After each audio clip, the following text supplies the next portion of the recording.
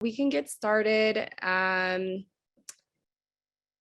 you all again for joining. I really appreciate it. I really appreciate your patience. So this webinar is on incorporating wearable technology into the care of cardiac patients. And it's brought to you by Johns Hopkins Medicine and Spark CME. And our subject matter experts today are Dr. Michael Blaha, Dr. Seth Martin, Dr. David McManus, and Dr. Francoise Marvel. I will give them a chance to introduce themselves shortly, but I wanted to go over some reminders for now. So please note that all participant lines will be muted at this time. This webinar is being recorded, so you'll be able to have it for reference. We do ask that you hold your questions until the end, but you can put them in the chat or in the Q&A tab as well, and we'll be able to answer them at the Q&A session at the end of the webinar. And an extremely important note that I want to point out is that the post-assessment survey is required in order to be able to receive your CME credits. And this will be 1.5 AMA category credits or 1.5 ANCC contact hours. And we'll be providing you a link at the end of the presentation. So we ask that you stay till the end of the webinar so that you have access to that. We do realize that some folks will have to hop off maybe prior to the Q&A. So for those that registered, I'll make sure that that's sent out to you via email as well. And moving on to the next slide. So I want to talk a little bit about the program. So this was designed using a three-pronged approach to address three main learning objectives that you'll see.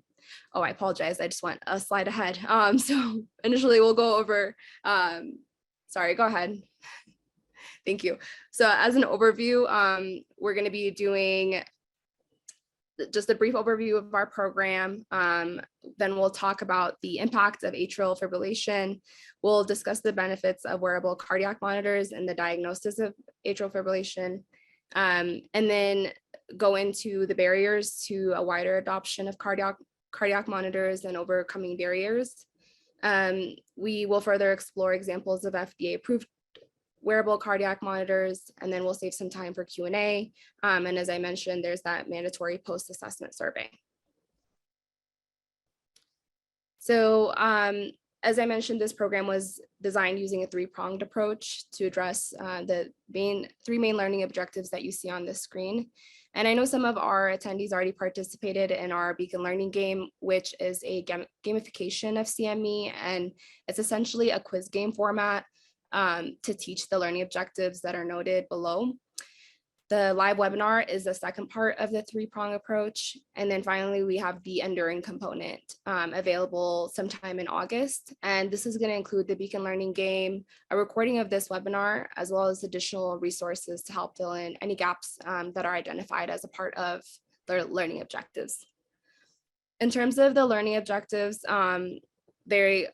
there are three main ones: explaining the impact that atrial fibrillation has and how cardiac monitoring can aid in the diagnosis of it. The second is discussing the positive effects that wearable technology for at-home cardiac monitoring has on the diagnosis of atrial fibrillation. And then the third is to describe existing FDA-approved wearable cardiac monitors and barriers that exist to the widespread adoption of these new technologies. So we really hope that you'll be able to take away some key insights after this presentation. And now I will be passing it on to Dr. Michael Blaha to discuss the impact of atrial fibrillation.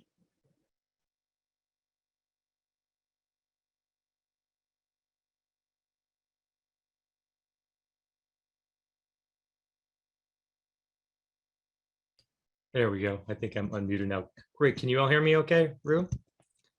Okay, wonderful. So glad to kick off this session today. We're excited about this session. It's a unique one, but it's so important for our clinical practice to think about innovative ways of detecting and treating atrial fibrillation.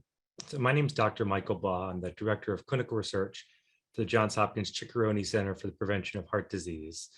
And me and my colleagues today will walk through those learning objectives that you just heard. And I'll be kicking things off with a general overview of atrial fibrillation to level set.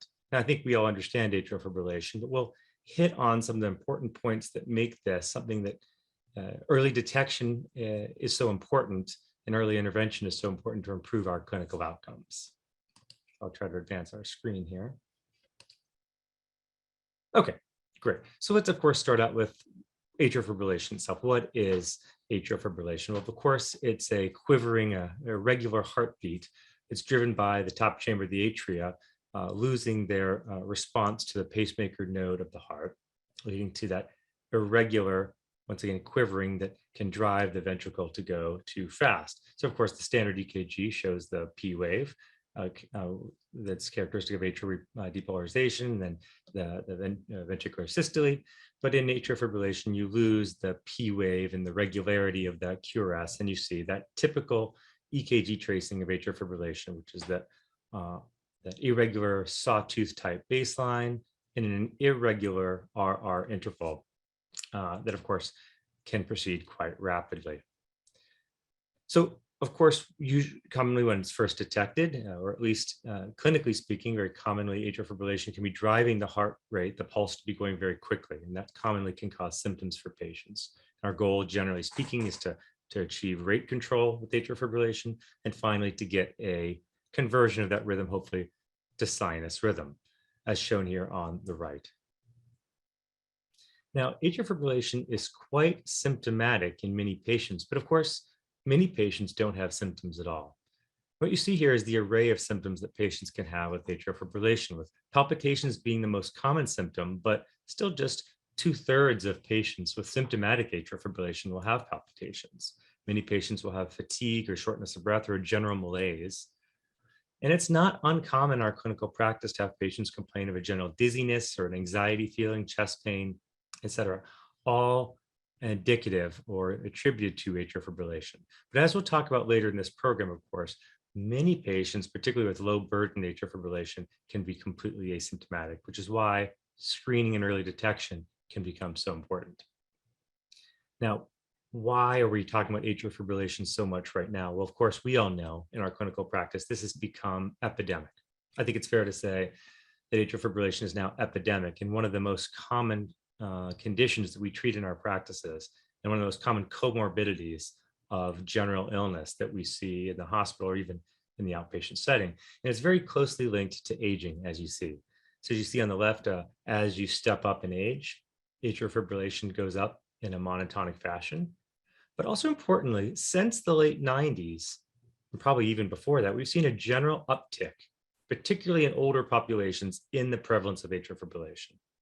As you can see, those lines move up from left to right, which is what we've all noticed clinically, which is that atrial fibrillation is becoming more common, and not just because the population is aging, although that's part of the story.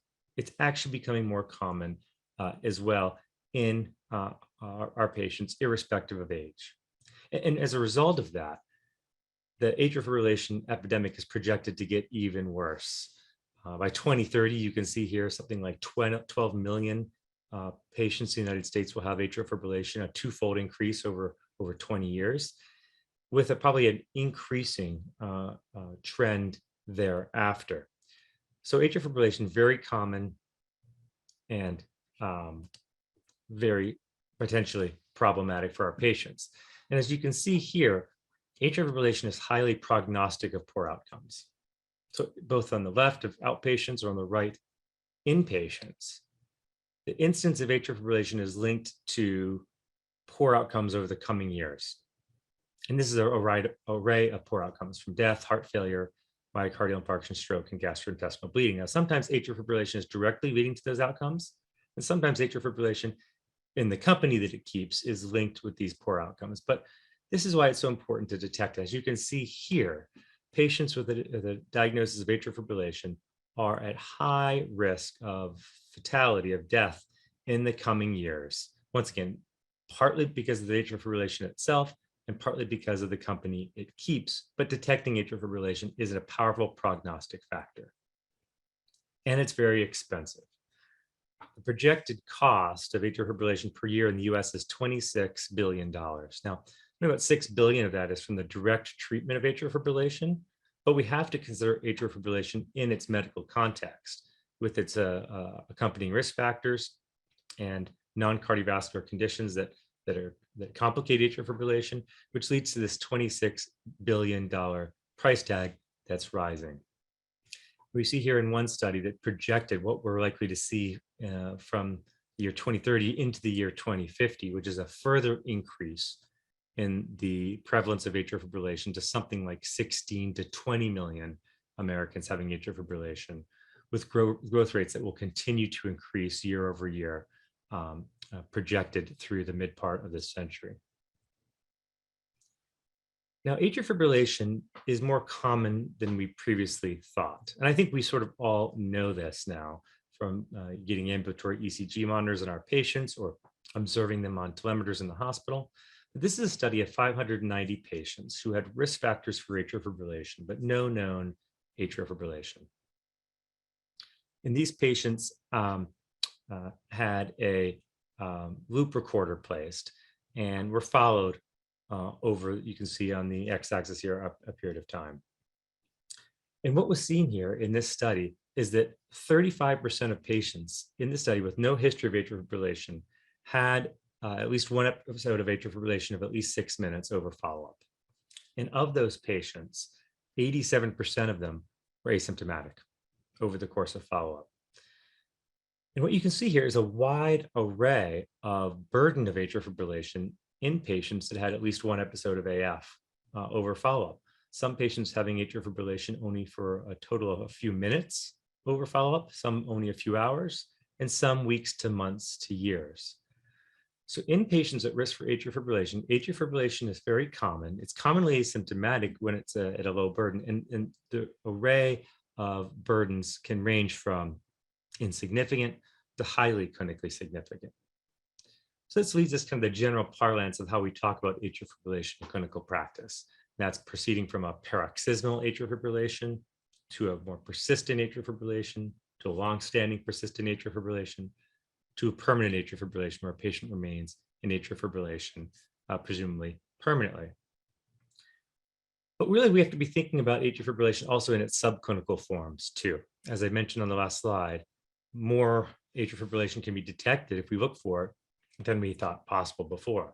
So you can see here at the top here, there's probably a array of atrial fibrillation that's subclinical here, SCAF, subclinical atrial fibrillation that precedes clinical AF and proceeds to paroxysmal and persistent atrial fibrillation. And over that entire time, the atria is remodeling and the substrate for atrial fibrillation is developing. So if we zoom in here, this idea of subclinical atrial fibrillation that might be occurring at low burden that precedes clinical AF is this area where we ask the question, can we detect this earlier? And can we do something about it at an earlier stage to prevent that march onto clinically significant, eventually permanent atrial fibrillation?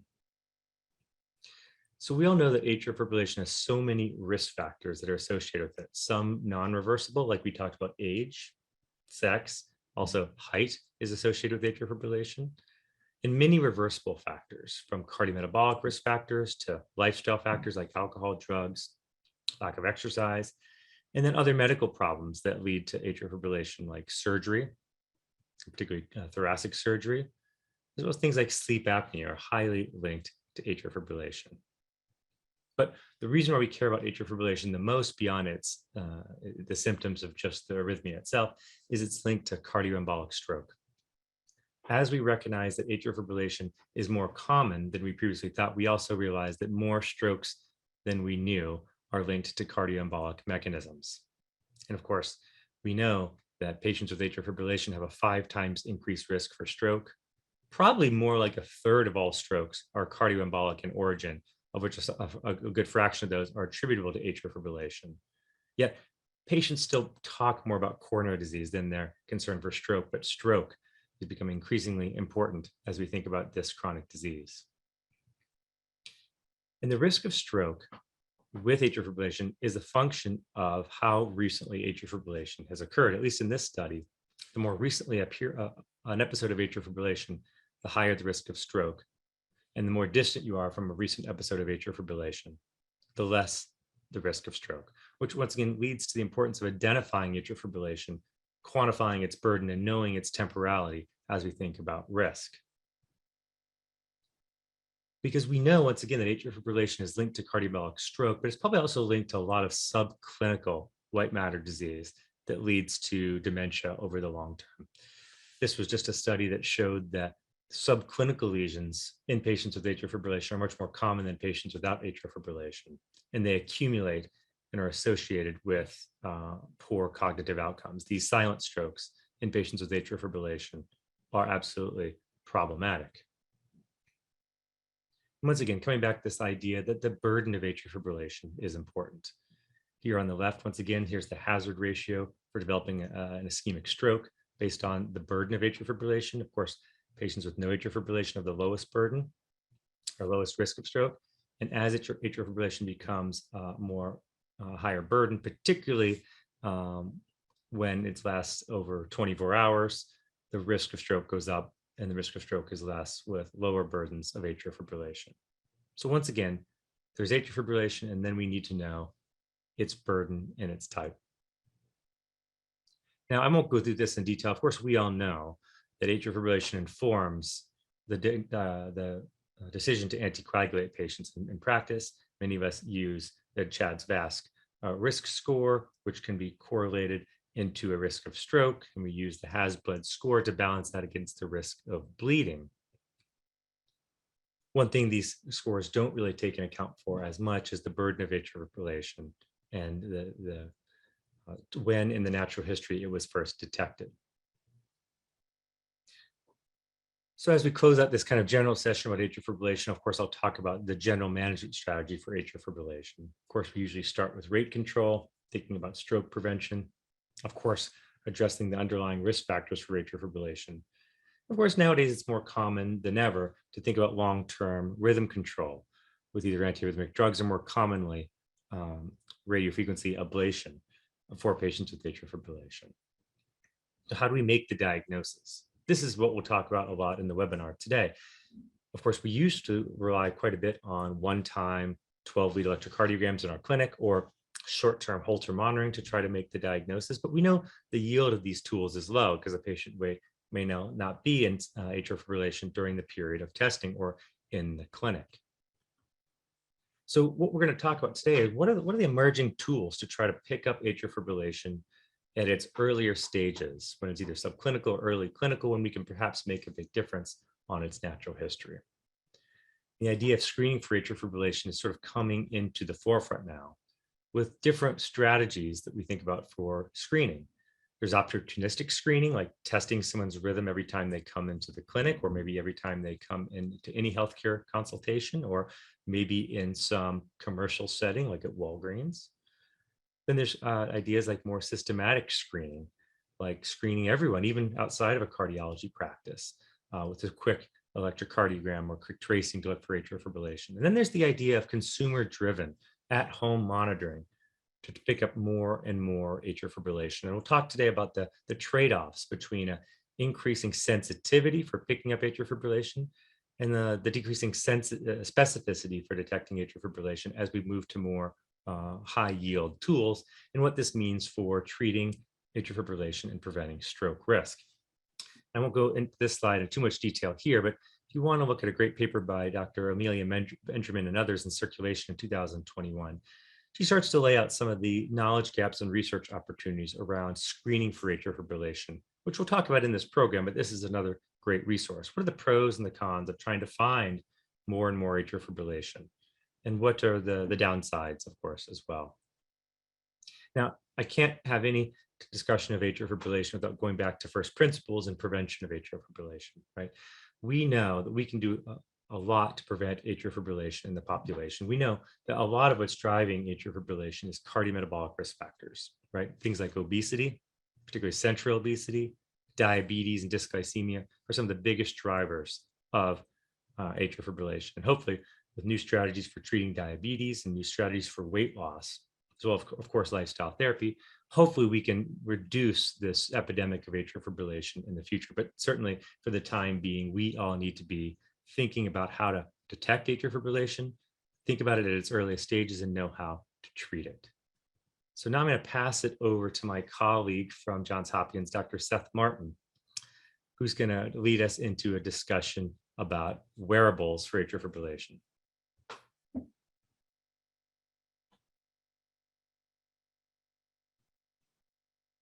We'll pass control over to Seth here.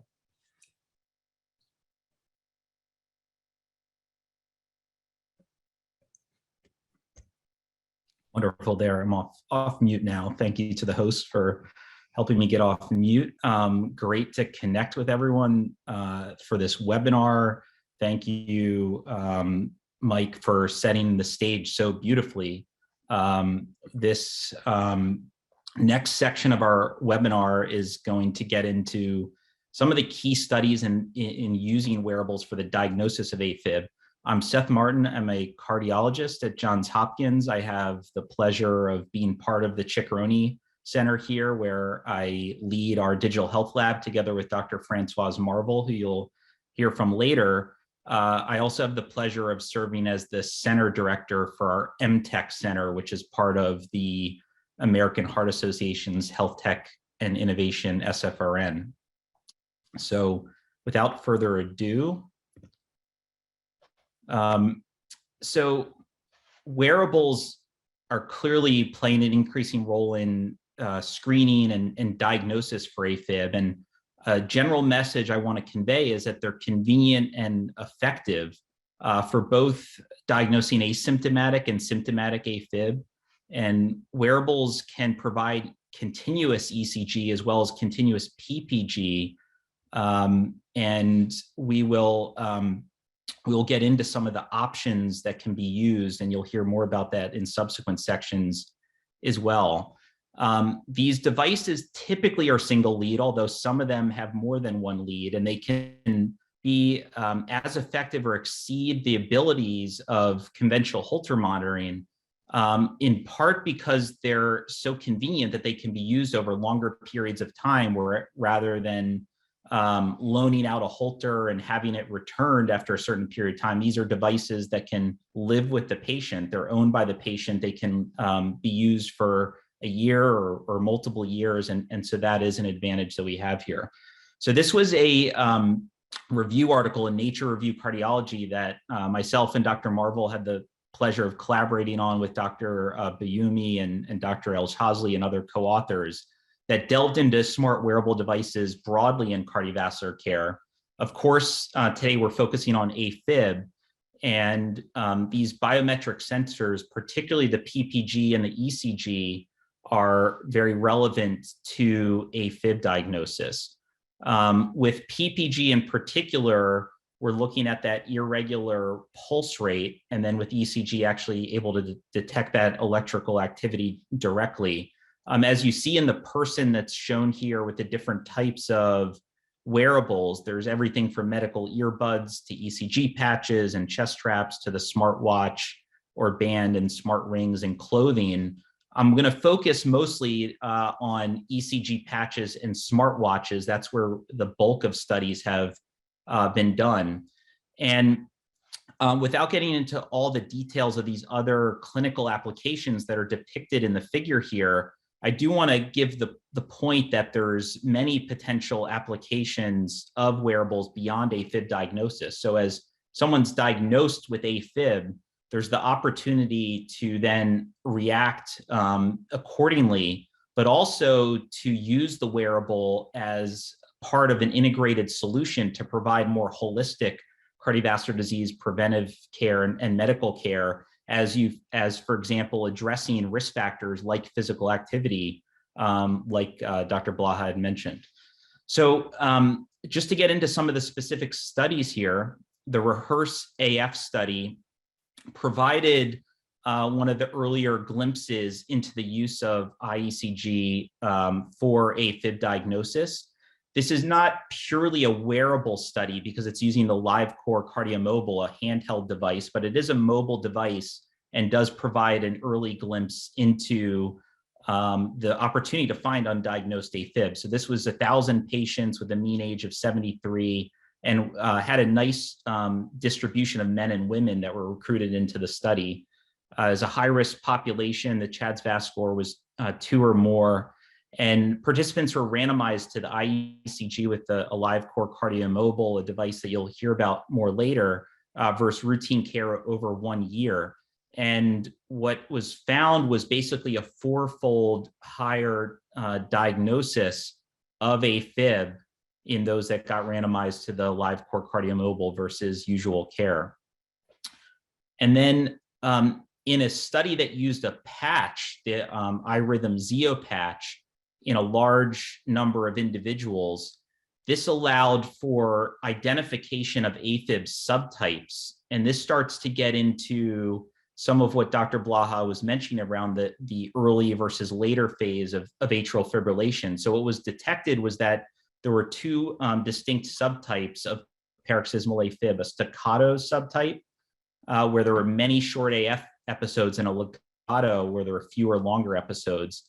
And the longer, less frequent legato subtype became more common with increasing age. So at earlier ages, it tends to be these shorter AF episodes. And that concept is gonna come back in a little bit as we look at some of the results from the Apple Heart study.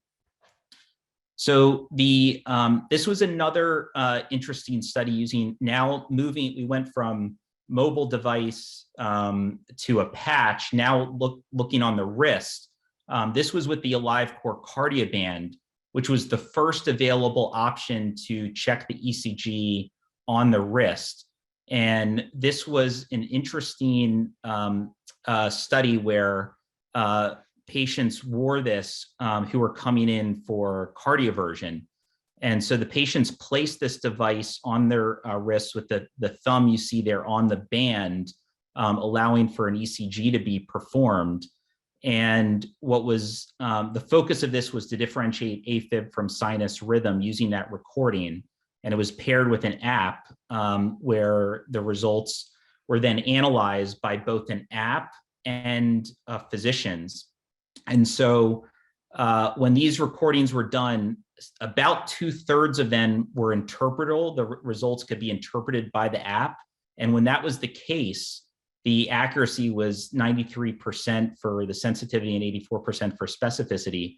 And then a larger number of the recordings could be interpreted by physicians, where there was 99% sensitivity and 83% specificity. And the physicians were actually able to interpret the unclassified app algorithms as well. And so it does speak to the potential of wearable ECG and the accuracy there, but also the role of the physician. I think many of us have now grown accustomed to patients emailing or sending over recordings, and sometimes they're noisier, sometimes they're less noisy. And so we do, as physicians, still have a role to play in helping to interpret beyond the app only. One of our esteemed colleagues speaking today is Dr. McManus, and this was a study from one of his from his group looking at smartwatch detection of irregular pulse using a different type of device, a Samsung device. And here the average age was around 71. So we're seeing that as a theme in these studies, looking at older patients, and these individuals had not used a smartwatch previously. But they were able to use this device with 98% accuracy at identifying irregular pulses. And 2/3 of the participants who had not used smartwatches before felt that it was highly usable. So these are encouraging results. And these smaller studies were really scaled up in terms of PPG analysis in the Apple Heart study, which looked at more than 400,000 people who were 22 years of age or older in the US who had an iPhone 5S or watch series 1 to 3. They excluded AFib and aflutter history, although some people did still make it in despite those exclusions. And current use of anticoagulation was another exclusion. So basically, this was a prospective single-arm open label study that was where folks were wearing the watch over the long term, and it was looking for an irregular rhythm by PPG. And if that was detected, then the participants were referred to a telemedicine doctor who could then prescribe an ECG patch. Results could be discussed, and then there were surveys at 90 days and the end of the study. So let's go through some of the results of this study. I mentioned that more than 400,000 people were enrolled, so that's a particularly impressive amount of people that could be enrolled through this virtual design where they didn't have to come into a hospital or clinic. They can enroll using their wearable. Of course, the proportion that was notified was low, particularly given that the age could go all the way down to 22, and a lot of folks were younger who are using Apple Watches. So it's a 0.5% notification rate for an irregular rhythm by PPG. And then of those that received an ECG patch based on that irregular rhythm notification, a third of them were ultimately found to have AFib. That may seem like a low percentage, but keep in mind that staccato type of AFib, or those early AFib where you may have multiple short episodes and they're not necessarily going to be present again when the patch arrives. So it doesn't necessarily mean that the irregular rhythm notification was wrong, just so that when the patch was done, the irregular rhythm had gone away, and there's no way to know the exact distribution of percentages there, but I think that's part of the explanation for that 34%. Looking at AFib burden and duration, we see that there was about 20% of participants who had continuous AFib, and then the majority of participants had AFib less than 50% of the time. But when AFib was present, 89% of the time, it would last for an hour or more. And then the end of study results were revealing in terms of starting to give some clinical implications of the diagnosis, a new diagnosis of AFib. So in the notification subgroup seen in the first column, as compared to the group that did not get any irregular rhythm notifications, we see that there was a much higher diagnosis of new AFib, 43% versus 1%. And Dr. Blaha got into some of the clinical complications of AFib. And as we look through these stroke, TIA, heart failure, MI, and bleeding, these were all higher in the notification subgroup. For example, stroke and TIA combined to about 2% versus only 0.3% in the non-notification subgroup. And then there was quite a bit higher anticoagulation use, particularly direct oral anticoagulants at 22% versus 0.3%. And aspirin use was more than double in the notification group. So there's some other notable studies just wanted to give somewhat of a nod to. So the mSToP study led by Stephen Steinhubel and colleagues out on the West Coast, their immediate versus delayed continuous ECG was performed via the Zeo patch, looking for new AF diagnosis at 4 months and 1 year. And ECG monitoring led to a higher rate of new AFib and was associated with increased initiation of anticoagulation therapy and outpatient cardiology and primary care visits.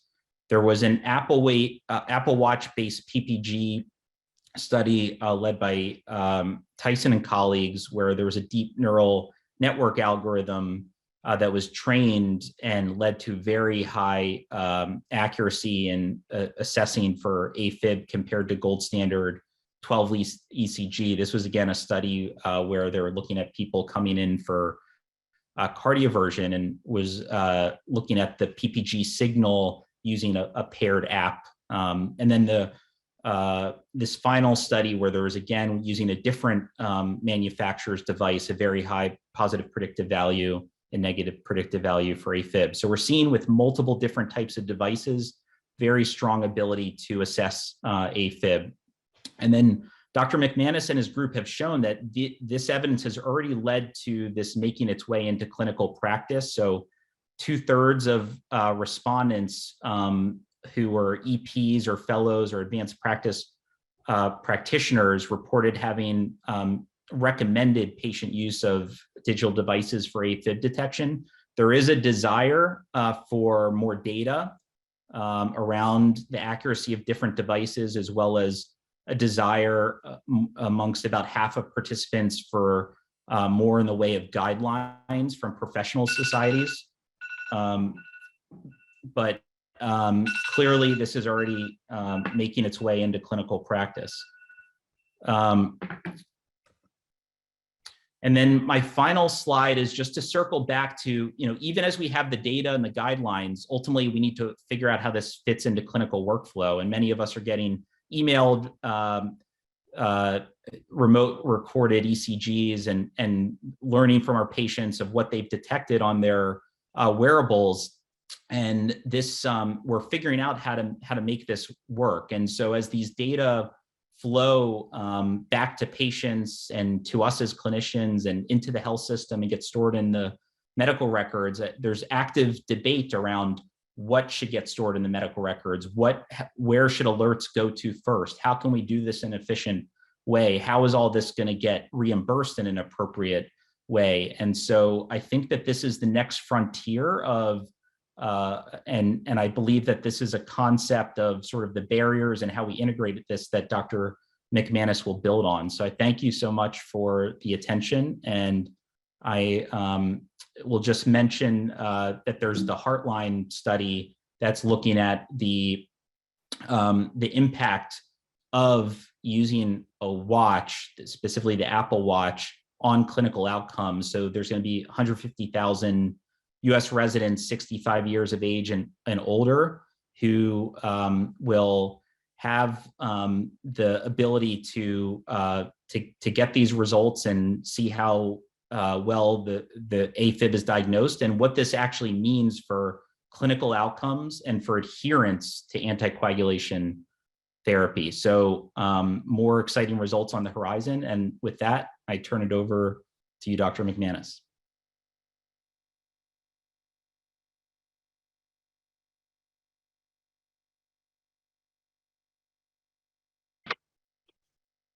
Thank you, Dr. Martin. Can you hear me okay? All right. So I get to play the part of the hopefully a likable curmudgeon, but certainly curmudgeon, and talk a little bit about some of the barriers that exist to adoption of cardiac monitors, and what we might do to end on a sort of a hopeful note to overcome some of these existing barriers. I can see just even in the context of some of the questions being asked already from some of the prior presentations that many of you are thinking about some of these topics as well. And I really appreciate the opportunity to present alongside Drs. Martin, Blaha, and Marvel, who really are preeminent in this field and really great collaborators. So let's see here. Let's see if I can click. Having a little trouble forwarding. Here we go. Clicking here. So again, many of you remember the great character Dr. Cox from the TV show Scrubs. He would hold up his finger and say, wait a minute, whenever the team had a great new innovative way of doing something and try to regress to the mean. And so if indeed digital technology and wearables are the bee's knees for atrial fibrillation care, why aren't we all using them already? As you saw from some of the presentations earlier, the data suggests that only about half of practitioners are recommending these devices. Those that are sometimes struggling with the workflows and burden of work that's associated with them, and we're going to talk a little bit about that. So, let's see if I can go back.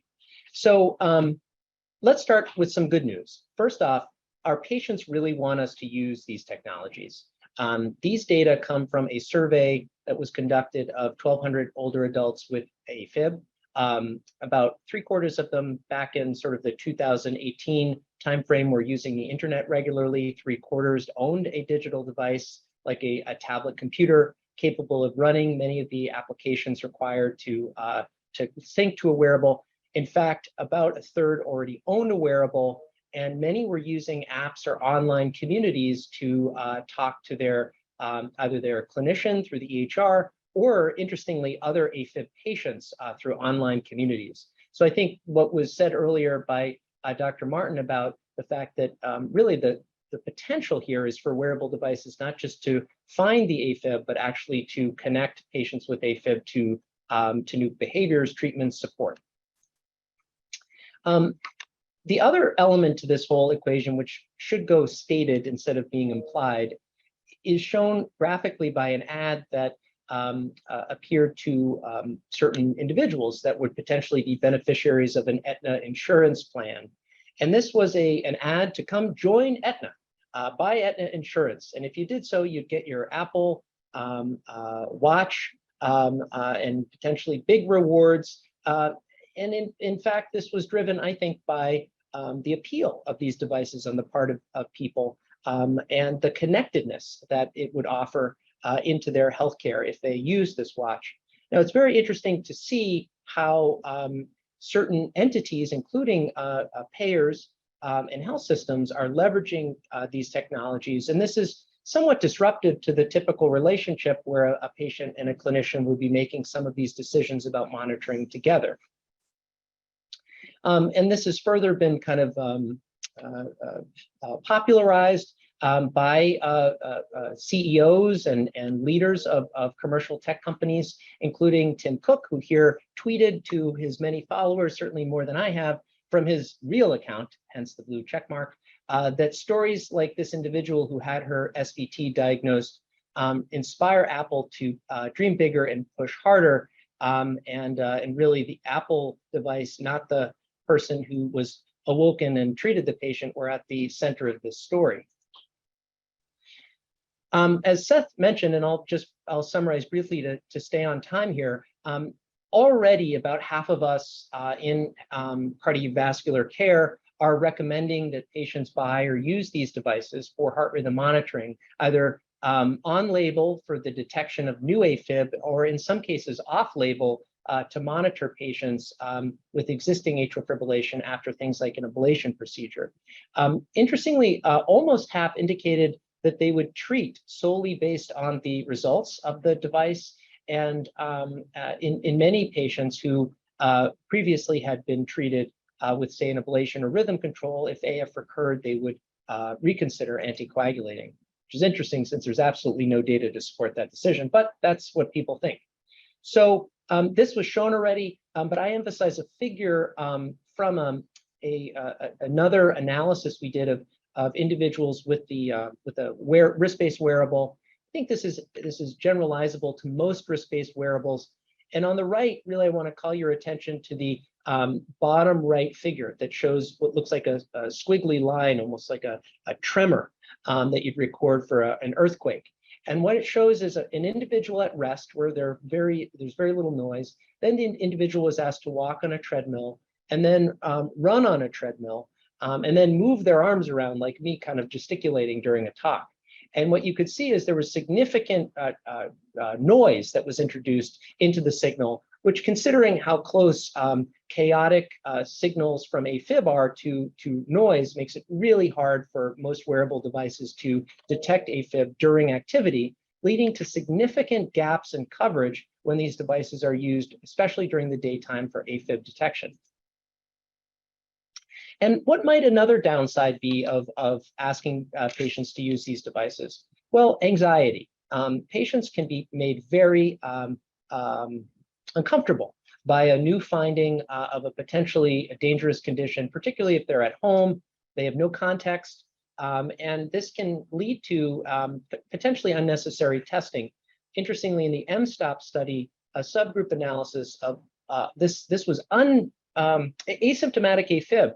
There were a number of ablations, for example, that were recommended for patients subsequent to the diagnosis of their asymptomatic AFib. And I'm not certain that the evidence would favor that type of treatment. So anxiety, potentially overdiagnosis, overtreatment, and then there may be other things that lead to testing, like a heart catheterization or a pacemaker, that, quite frankly, we don't know whether or not a patient would benefit from previously undiagnosed asymptomatic atrial fibrillation. So there are some downsides. The other element to this is, if you're like me, you often have to be very cognizant of getting your Epic notes signed on time, and you've got enough coming into your in-basket. You really aren't looking for more ways of filling it up. There is nothing more satisfying than an empty in-basket. And unfortunately, these ECGs that are coming at us really have a tendency to accumulate. The other element here is that the ECGs that come in are often noisy, as was mentioned by Dr. Martin. The time it takes to go through them, although it's great that we still have a role to play and haven't been replaced by HAL 3000, we still have to take that time to do it. And in many cases, we're not paid equivalently to other things. So in essence, those of us with more patients sending us more of these data may end up making less money in our current sort of healthcare system and all of its wonderful nuances. The other element that came up in the chat already was how in the heck do we get these pieces of data into the sort of visible workflow of cardiologists and hospitalists and other people who may be an internist and others, who, including the patients themselves, to be able to show it on par with your creatinine and other results that are quite easily found within the EHR. And then finally, you give these things to folks. They often get them for Christmas or for a holiday present, and they have absolutely no idea when to use it, and or they don't use it at all in the way that you ask them to. So that's really, these are challenges identified by practitioners, and I think they really ring true with my practice. Okay, the other thing, I think this figure is awesome. So it's a total attribution to a guy named Greg Marcus, who's really smart. So on the left, you see in the old school, like last year, we would have medical devices that would come out, we'd perform science and really understand performance of these devices. We'd publish on the results, guidelines would come out, go out to talks like this and talk about the findings. And then that would get out to the lay public in that kind of natural, you could say, hierarchical manner. Now, in this case, you've got private industry really driving directly to patients. They're advertising on TV, reaching a much broader audience than certainly I can reach in my clinic. And patients are often coming to me, informing me about the capabilities of these technologies. And really, we're trying to start from the bottom up to catch up, in a sense, to understand the best use cases of these technologies. Really, where does it matter? Because the majority of people who are using these technologies and are being included in convenience samples, such as the Apple Heart Study, don't have the disease that we're supposed to be using these devices to find. You know, it's not my 90-year-old aunt that's signing up for the Apple Heart Study, but she's the one I see in clinic in whom I might want to understand what AFib diagnosed on a watch actually meant.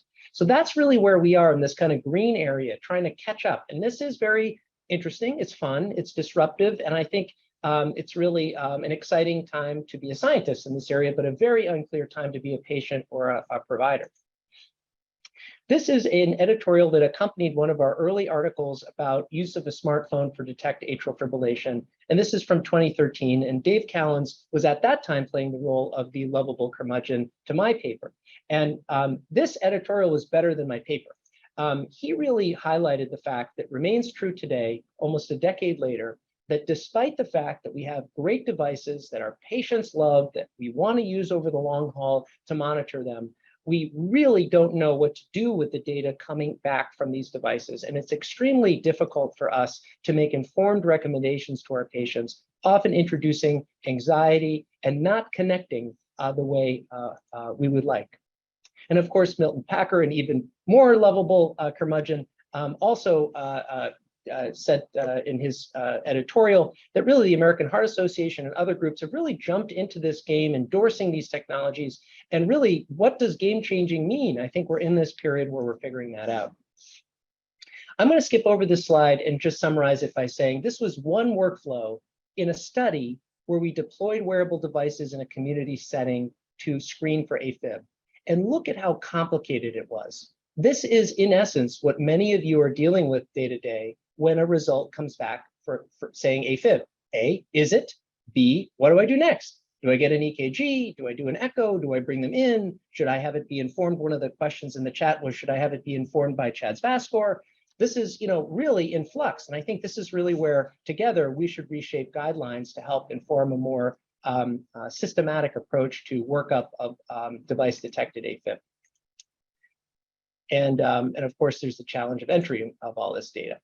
So I think there are systems-based barriers that I want to quickly address, leaving time for Dr. Marvel because her presentation is great. You should stick around for it. Reimbursement issues, EHR monopolies, Epic and Cerner really control the game. And they're always promising that something's going to be integrated, but it's always like a year off.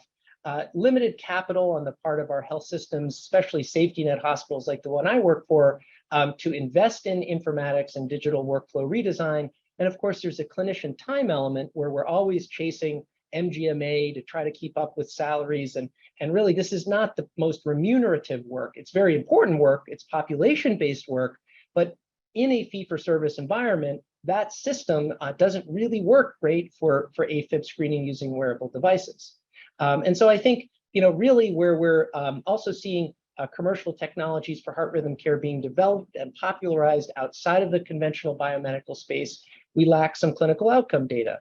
And I think if you add that together with the other elements I mentioned, these are what are really system-based barriers. And they really are like, in many ways, Dr. Martin is like the guy on the left in this figure offering us a wheel, but we've got these square things and we just don't have the time to take them off and put those wheels on. But there is hope in that COVID as a crisis has changed us permanently, I think, as it pertains to things like hospital at home, where there's now a CMS waiver that didn't exist before.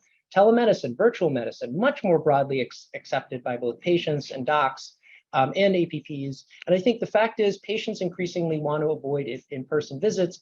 And when they do, we want data from them and we'll take anything we can get.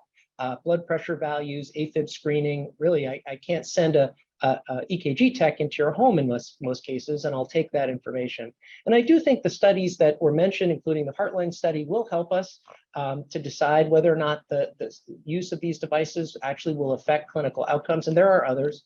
I think as you're learning, heart rhythm specialists, they're no slouches. They're starting to figure out really where there's value and where there's not. And I think we're going to start to accept some help from, if not a human assistant, perhaps an AI-based care traffic controller to help us manage this deluge of data. This is one of my colleagues in an EICU setting, and I think in many ways, health systems are setting up digital hubs or sort of centers of excellence whereby you can really train ancillary professionals to help with this workflow. I'm going to skip this one and just say this. COVID has not yet really had an impact on the use of wearable technology by clinicians, although I think it will. Bullet 4, the bottom one, is the take-home point. Interestingly, despite the broad use of digital technologies by our patients both before and after COVID-19 for AFib, most of these survey respondents, this whole separate group from the one I showed you before, Janet Hand surveyed folks using this Twitter machine, and people were still saying in 2021 that workplace infrastructure, digital health infrastructure really was the thing that was getting in the way of prescribing these more frequently. And then finally, I would say social determinants of health. So we haven't talked about it, but we should. There are many barriers, the quote unquote digital divide. Our oldest patients and some of our patients at highest risk for AFib are the least likely to own technology. That's sort of barrier one. Then there's also the broadband access elements that even if they own the technology, getting the data from their device to you can be fraught with issues. Then finally, trusting us that we will act on the data appropriately is something that at baseline certain communities do not accept. And certainly as it pertains to putting a watch on somebody that feels a lot like Big Brother, there are barriers there that require acknowledgement, trust building, and time. And those really are things that I think the strategies on the right, where we may want to think about actually carving out clinic visits to deploy these technologies and spending some time with our patients. Maybe it's an advanced practitioner who's sitting and really helping our patients think about how to use these devices properly. And unfortunately, this takes time, which is in and of itself a social determinant. So in summary, consumer and patient relationships with clinicians have fundamentally changed with the increasing use of digital technologies, many of which are manufactured by commercial tech that can be purchased over the counter for cardiovascular monitoring. As patients start to use these, they are increasingly empowered by controlling and possessing data. They see it first, not us. Clinicians have very little guidance or training. This is part of it, I suppose. This is a start, but a lot more is needed to try to get us up to speed and showing clear benefit at the patient level from wearable technology, and I would argue at the population level. And then finally, we really need to work. I think this is a dead horse at this point that I've really beaten, which is to say, we really need to concentrate on working together to figure out new workflows to actually synthesize these data and generate insights, not more in-basket messages. With that, I'm going to turn it over to Dr. Marvel, and I really appreciate the opportunity on being on this panel, and I look forward to answering questions later.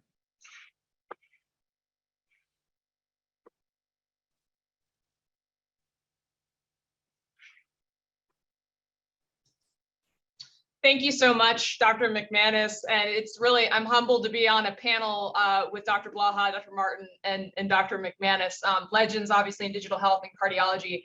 I'm Dr. Marvel. I'm an assistant professor in cardiology. I'm part of the Chickaroni preventive team, and I co-direct the digital health lab with Dr. Martin. And it's a pleasure to really round this out and show you what is at the patient's fingertips. What is the actual FDA-approved devices that can help you in better managing their cardiovascular care.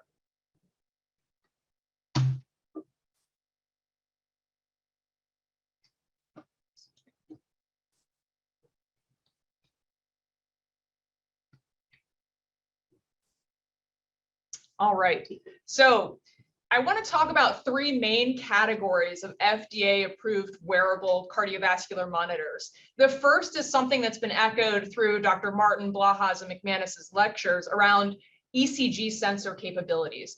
Smartwatches as well that have not only the ability to pick up arrhythmias, but also be connected with health metrics and physical activity tracking. And then one of the newer smartwatch versions that's actually a wrist-worn blood pressure monitor that's first in class that we'll talk through. So let's begin with understanding how the ECG patch works and also how we can use this clinically. Simply put, it's a single-use self-applied ECG patch, which provides us with a continuous monitoring. Whether you want to apply this for your patient for 3 days or up to 14 days for each patch, its maximal use per patch is 2 weeks. So again, if you're looking to monitor a patient for close to a month, you could use a patch once and then have the patient remove it and apply a second patch. What that will allow you to see is essentially AFib detection or other arrhythmias that could occur during that time detected by single lead ECG. Another advantage of this tracking is that since it's continuous and has symptom tracking, the patient can either use an app to interact with their symptoms, or they can simply press on the top of the Zio patch in order to activate that they're having symptoms during what could be an episode of an arrhythmia. As was mentioned previously by Dr. Martin and others, that the trials behind Zio are strong. They show, for example, an mSToPS trial, that the ECG self-applied patch has helped to facilitate AFib diagnosis and can be a very powerful tool in your clinical practice. I want to give you an example of a common patient we see in cardiology clinic. Here's a 56-year-old woman. She has a history of familial hypercholesterolemia. She's had a myocardial infarction. She has paroxysmal atrial fibrillation and comes to you concerned about 2 weeks of bothersome palpitations. Now, you understand she has a known diagnosis of paroxysmal AFib, but given her ischemic history, you might be concerned that there's a more sinister arrhythmia at play and want to use a continuous monitoring system to see if you can detect whether she has a new arrhythmia, or perhaps this is her AFib burden and additional medications need to be provided, or perhaps an ablation.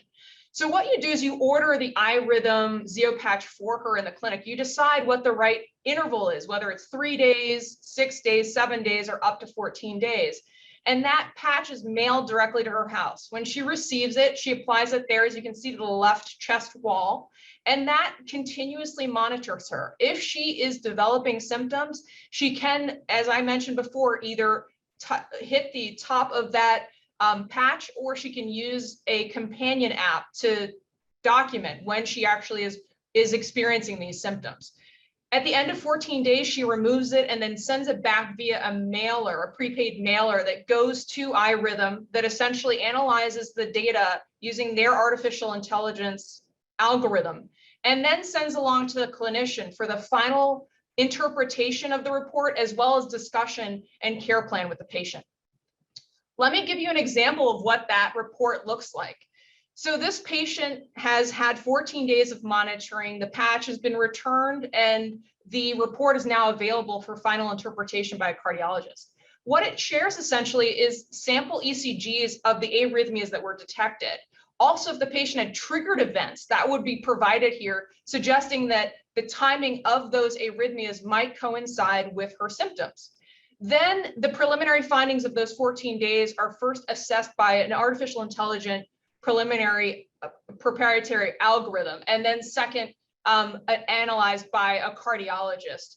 In this case, she was having up to 5 episodes of ventricular tachycardia, and this also confirmed her known AFib, which ultimately changed her course of care and led to further exploration of why she was having episodes of VT, likely her underlying ischemic disease.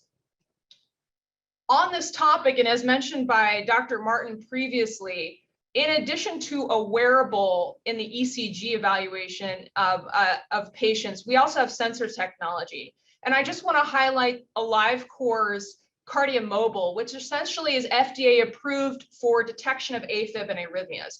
What I want to distinguish between the Zio patch and AliveCore is that in AliveCore, you can see here the patient is instructed to place 2 thumbs on either what looks similar to like a credit card in terms of its thickness, or to a paddle monitor. And by placing those 2 fingers, they serve as the electrode and can generate a single lead or 6 lead. Future state is 12 leads coming through soon with AliveCore and Cardia. It's under development.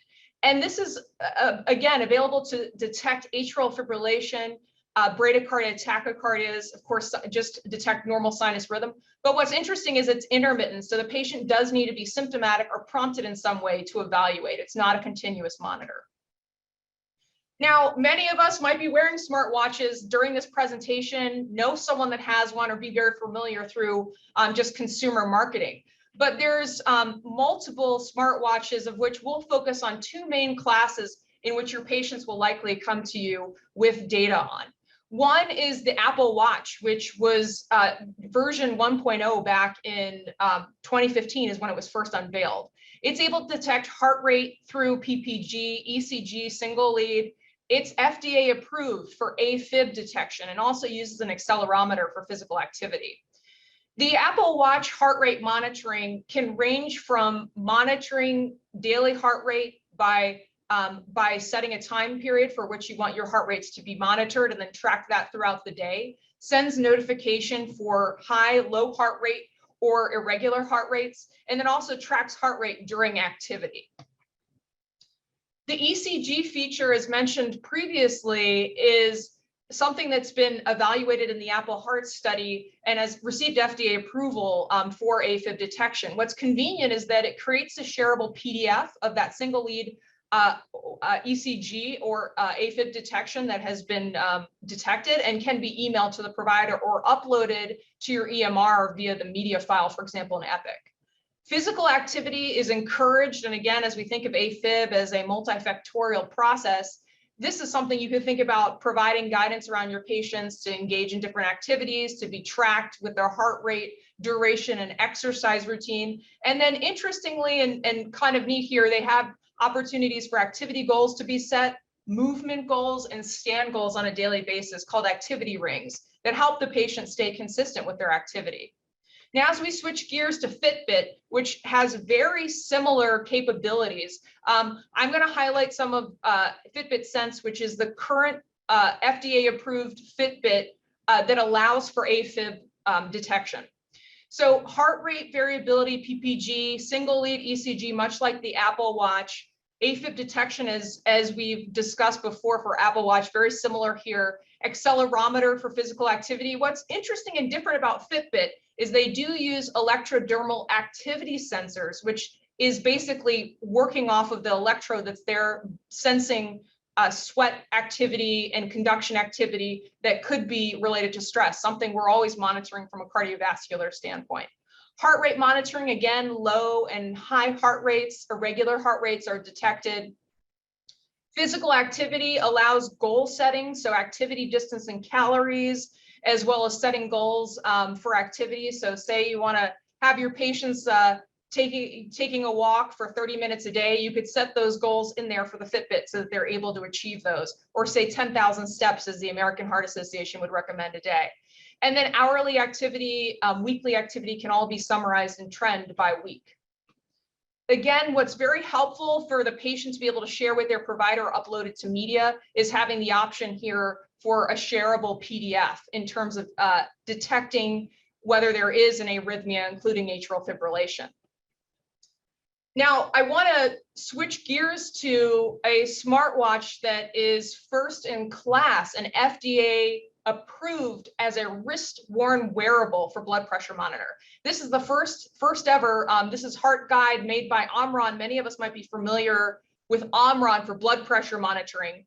Here, this is a wrist-worn monitor, and the blood pressure is indeed checked at the level of the wrist.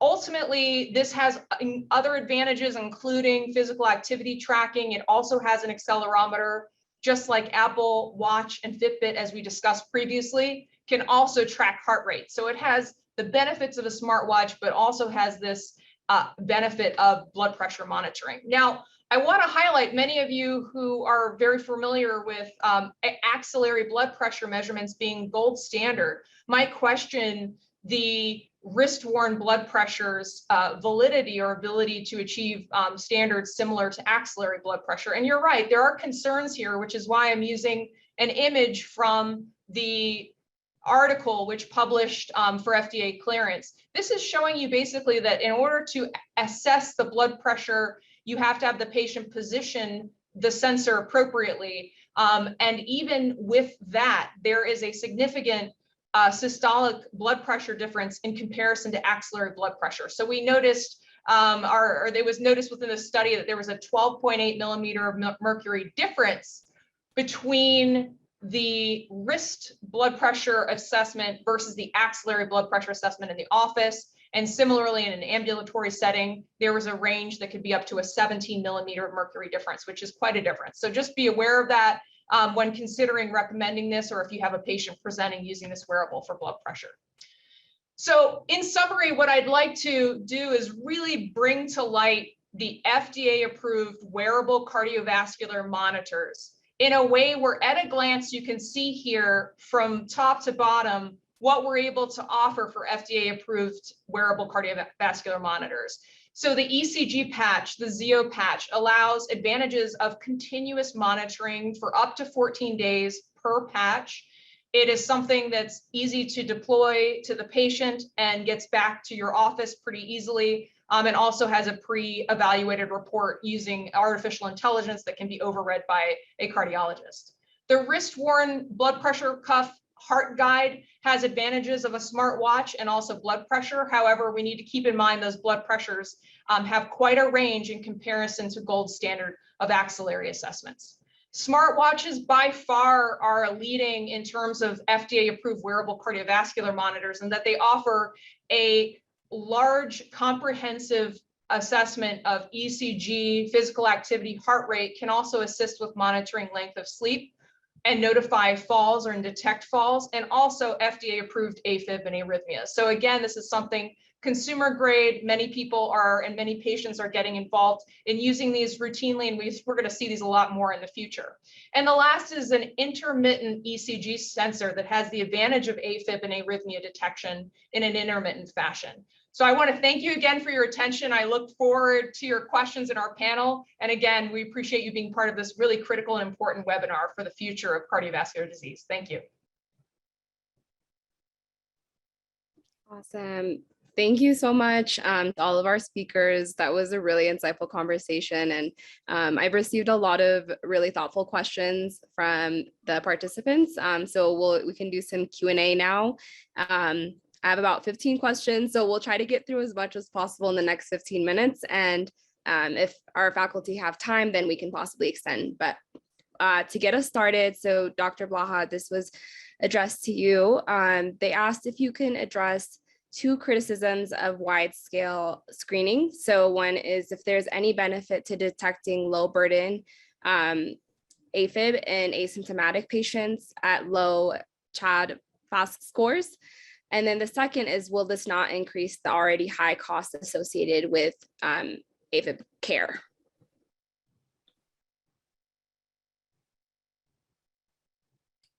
To come off mute there we go. Wonderful questions. I mean, and such insightful questions, because this is such a difficult and emerging area that those are the questions that we're all asking. And that's one of the reasons I presented some basics on atrial fibrillation first, to compare and contrast a little bit about what we refer to as clinical atrial fibrillation with an emerging world of subclinical atrial fibrillation of varying burdens. And I think there's analogies in a lot of other disease states with subclinical disease and atherosclerosis or early blood pressure elevation. And when does something become hypertension? When does something become coronary disease? When are we detecting too much? When are we intervening too much? Are all the same questions we're going to be asking here about atrial fibrillation. So we're making steps forward, as Dr. McManus said, with what we learned, but then we have to take some steps back as we try to learn what to do with this information. But I think there's definitely concerns about overdetection. I think we will all agree with that. I don't think we know exactly what the threshold is for when something becomes clinically significant atrial fibrillation, but we do know that atrial fibrillation tends to progress over time, and clearly conceptually detecting it after a stroke is too late. We know that. So we have to move upstream. When is too early? When can we just emphasize lifestyle therapy only for a brief episode of atrial fibrillation? You need to lose weight and get your diabetes under control. And when do you need to use pharmacotherapy? When do you need to use anticoagulation? Are these very interesting questions? But what I would look, a very similar analogy to what we do for atherosclerosis. We want to detect it at its earliest phases, intervene with non-risky interventions first, like lifestyle, and then start to work out the continuum of that disease and when we need to increase our interventions, and then stick with the evidence as it emerges, so we don't overtreat and we don't and cause harm either. So that's a general answer. I think we'll dig deeper on this important question, but I think it's really important questions to think about: what is atrial fibrillation? What's the importance of burden? What's the importance of temporality of detection versus, say, risk of a stroke? And let's carry that forward into the rest of this discussion. Thank you, Dr. Blaha. And just adding on to that question that was posed for Dr. Martin, is if there is any value in doing reverse CHA₂DS₂ for patients with AFib to determine their risk over time, along with the use of smartwatches.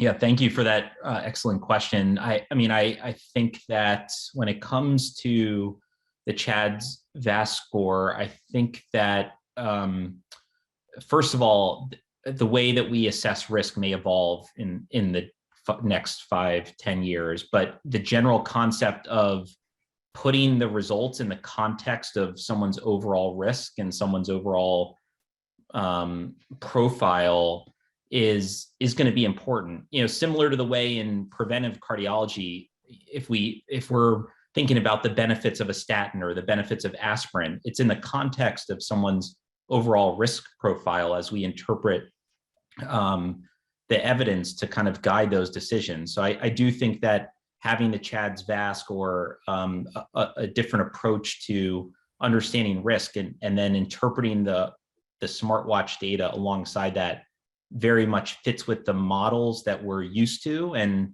I believe that that is the direction that things will go for sure. And to build on what Dr. Blaha was saying, I mean, if you have someone who's very low risk, and but yet we're seeing some early AFib, as long as we can avoid some of what Dr. McManus was bringing up around anxiety and so forth and provoking that, we have this opportunity to really use that as a time to modify lifestyle and to and that may be someone who's at that early kind of staccato phase of AFib, and now we may be able to do something about that and prevent it ever progressing to a legato phase. So there's a lot of opportunity there at the early phases, but it's going to be a balance of putting the data in the context of risk and then having appropriate interventions, just like we do in other areas of cardiology. Thank you, Dr. Martin.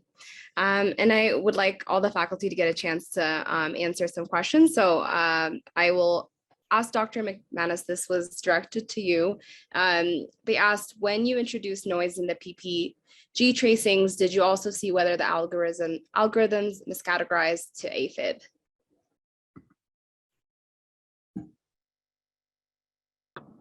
It's a great question. So in that particular experiment, that was unfiltered PPG data. We have looked at applying an algorithm to PPG data. Of course, the algorithm that Apple developed is proprietary, and we don't know exactly what the features are, but we do know that it uses machine learning approaches to analyze signals. And to with what I've seen similarly, the Fitbit approach is fairly similar, although distinct in certain respects.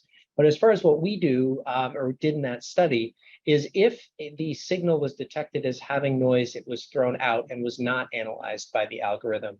And in so doing, you can kind of pick the segments that you feel are, in essence, you cherry pick the cleanest segments to give your algorithm the best chance at reducing false positives. So we were designing to reduce false positive alerts, but also informed by the fact that we were dividing the PPG up into 30-second segments. And really, we don't know what that means anyway. So thinking about the clinical significance of AFib at that level, we thought both a patient and a clinician would want a longer episode with multiple segments within it being analyzable to be able to call atrial fibrillation. And that approach is generally the one used by wearable devices, where it looks for successive segments or multiple segments in a certain time interval as being analyzable. So great question. And the simple answer is that the segments that I showed you were not included in the analysis looking at AF detection.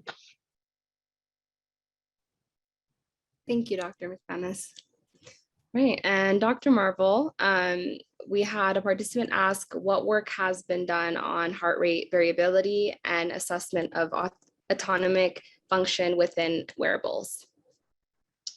Yeah, thank you. These are excellent questions, and it's great that we have so much participation here on this topic. So interestingly, and thanks for, I don't know if you're familiar, but we've actually done a trial here at Hopkins with our own technology around smartwatches that interact with an application and monitor patients in a post-myocardial infarction setting. And one of the things that we did in terms of analyzing the data, because we were looking at these patients post-MI using the intervention and then 30 days post-discharge, is we did look at heart rate variability to see if it was possibly going to help us predict who had a higher risk of 30-day readmissions.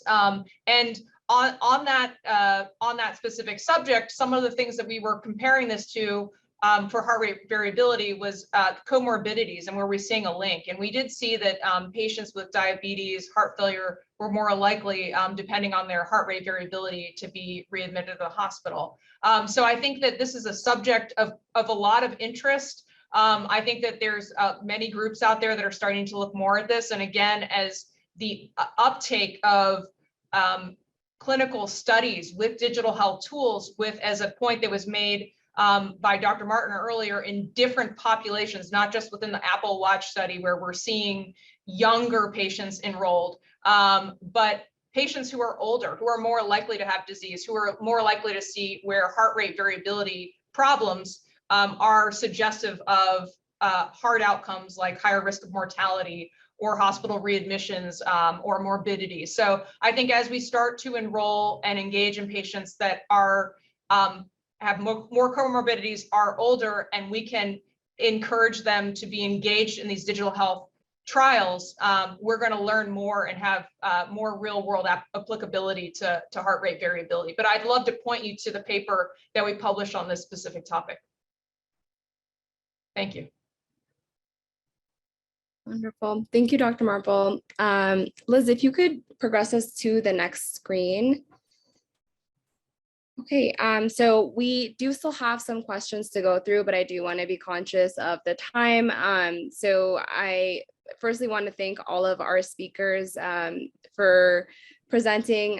You all shared really great insights today. And I know I've received a few comments, direct comments from people that they really enjoyed this presentation. So thank you.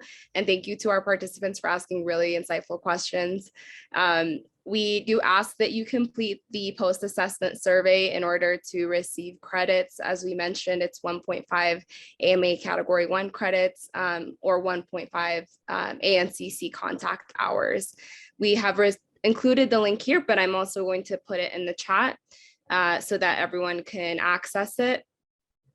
And for our faculty, if you are able to stay on, I can go through a few additional questions if that's okay with you all. I know Dr. Martin, you have to hop, but thank you again for your time.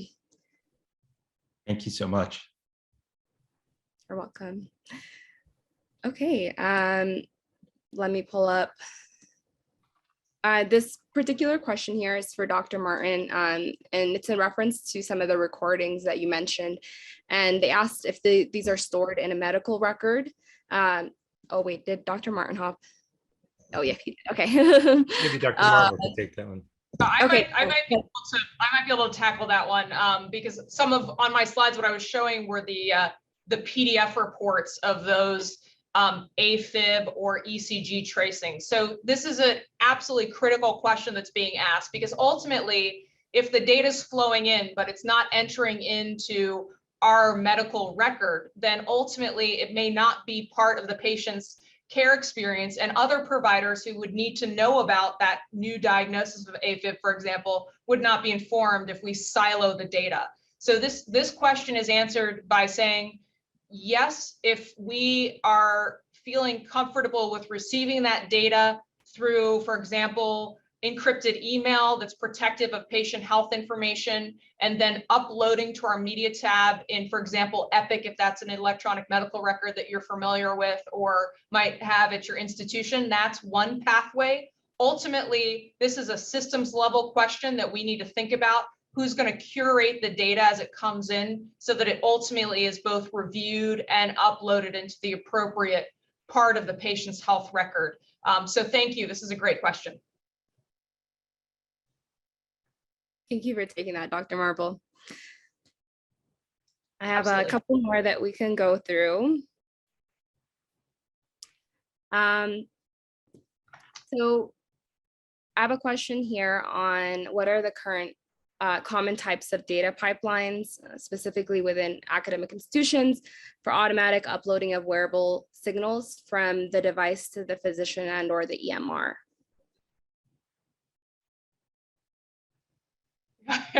This sounds very, very similar and very important to what is sort of where we were starting to address. So currently within our institution, for example, we're an Epic-based institution, and when my patients are using let's go through a couple different types of wearable data. We mentioned the Zio patch. The pathway that we have for Zio patch report uploading is well determined, and it's already been established, since that's an enterprise-wide commercial product that we use for ECG cardiac monitoring. So when that's ordered via Epic, when the report comes back, it's uploaded into our cardiology tab in Epic. Now, that's one pathway that's very well defined. What's more challenging is when you have something that I perhaps didn't order, like an Apple Watch that's showing that a patient's into atrial fibrillation, and I receive that email, or I receive a paper during our visit that shows me the patient's in AFib. So clearly, as a cardiologist, I'm going to be prompted to do further evaluation to get more data. But what do I do with that piece of paper? What I can do as I'm sitting there is talk with my team to get it scanned into our supplemental files that's held within our Epic record, which is what is called the media tab. That's one way to house that information. But ultimately, wouldn't it be nice if we have a pathway for wearable data to be more integrated, just like that Zio patch data came into the cardiac file? Wouldn't it be great if we could one day get the data flowing from a Fitbit, an Apple Watch, for example, to flow into our cardiology tab, since that's relevant data? So that's at least my experience here. If others have experience at their center, I don't know, Dr. Blaha, if you have insight on how you use this data. No, yeah, right. I have the same experience as you, and the same desire for you to see this flow much better. And I think this is just where we stand right now. We're doing a lot of kind of patchwork for these problems. I'm getting emails, like you said, I'm getting my chart messages. Now my chart messages might be another way that this gets at least recorded. If it's an epic, and the patient sends a message to us, there would be a way of finding that information, but the emails to me, certainly not. And then they come of varying quality, of course. And so anyway, I think that you provided the best summary, which is that this is an evolving area. We have a lot of wants for this to occur, and a lot of steps, I think, before it becomes an everyday usable piece of data. So right now, we just kind of get by with what we can. I appreciate you both answering that. We had one question that asked, they have patients that are bringing in their Apple Watch strips to pharmacies, and if you have any suggestions just based off of your experiences so far. Yeah, thank you. I mean, this is, again, we're dealing with a deluge of data, and we safely need to get it to the right hands. So as much as a pharmacist might want to be helpful, it's very important to get this data to ultimately, if it's a rhythm strip, to a cardiologist who could be helpful in interpreting that and carrying out the next steps. Imagine a pharmacist holding a strip that shows AFib. They may or may not know what that represents, and it's important to get that to the right place. So I would advise, if you have patients that are monitoring with a wearable and they're generating data, they need to establish with either their primary care doctor or their specialist a way for that data to be provided in a discussion and a clinical format, so that next steps can be taken if there indeed need to be, based on an arrhythmia being detected. Thank you, Dr. Marvel. Can I keep you both on for 2 more minutes? I know we're a little over, if that's all right. Sure. Okay, thank you. There's a lot of great questions that I want to make sure we can get answered. Okay, so going towards reimbursement. So what does the reimbursement picture look like? Are there data on final cost savings or improvement of quality of care for the types of initiatives that have been discussed today? Dr. Blaha, I might take that just from our experience with MyCore. So as I mentioned, we performed, so this is a very interesting landscape. In order for this to be sustainable, in order for us to use digital health tools routinely, we need a way for Medicare, Medicaid, and private insurance to offer reimbursement to make this something that can be integrated into care in a way where, again, we have sustainability. An example of this, and I'll point you to our MyCore study here at Hopkins, where, again, we were testing a digital health application paired with a blood pressure cuff and wearable. We were interested in trying to reduce readmission rates for heart attack patients and gave them those devices while they're in the hospital and during 30-day recovery. We did find a reduction in readmission risk, and we were interested in how much cost savings would there be based on that. And so we did publish a cost effectiveness analysis, trying to build the evidence around how these digital health tools can increase value of care. Ultimately, in order for us to gain more than just reimbursement codes, which currently exist by Medicare and Medicaid for remote monitoring, we're going to need more robust clinical studies showing high value care is being delivered and cost of care is being reduced and optimized through these tools, not made more expensive or more challenging. And so it's really on us as scientists, as clinicians and patient advocates to provide that evidence and continue to build the reimbursement landscape, which currently is challenging. But a lot of things I can point you to, including American Medical Association playbook that goes through all those digital health tools and reimbursement codes I just mentioned. And feel free, I think my email's somewhere. I have plenty of more detail on this. It's a very interesting topic. Thank you so much, Dr. Marvel, and also Dr. Blaha for adding on 6 more minutes for us. We really appreciate your time. For our participants, I know we couldn't get to all of the questions, but I will work to get some answers for you all, and we'll send a follow-up for any folks that were able to register and can access this.